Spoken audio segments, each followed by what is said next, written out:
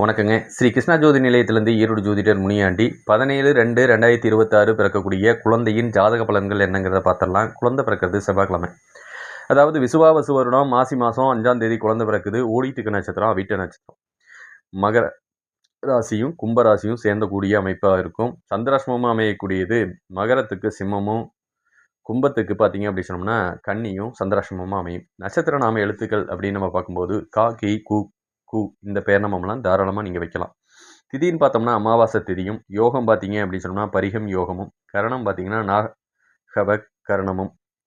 ஆட்சி நீச்ச கிரகங்கள் இல்லை. உச்ச கிரகம்னு பார்த்தோம்னா செவ்வாய் இருக்கிறாரு.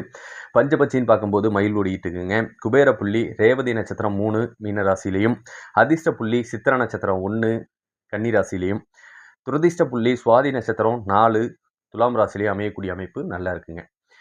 குழந்தை பார்த்தீங்கன்னா அவிட்ட நட்சத்திரத்தில் பிறக்கிறாங்க. அவிட்டத்தை பொறுத்தளவுக்கு செவ்வாய் தான் தசாபுத்தி நடத்துவாங்க. ஒரு 7 வருஷ தசாபுத்தி காலமாக இருக்கும். அதுக்கப்புறம் பார்த்தீங்கன்னா ராகு தசை ஒரு 18 வருஷமும், குரு தசை 16 வருஷமும், சனி தசை 19 வருஷமும். இத்தனை தசாபுத்திகள் மட்டும் நல்லா அமைஞ்சிருச்சு அப்படின்னு சொன்னால் அம்மா அப்பாவுக்கு இடையிலேயே நல்ல லாபத்தையும் வருமானத்தையும் சந்தோஷத்தையும் குழந்தைகள் கல்வியில் சிறந்து விளங்கக்கூடியதும் ஒரு சில லக்னங்கள் நல்லா கொடுக்குங்க.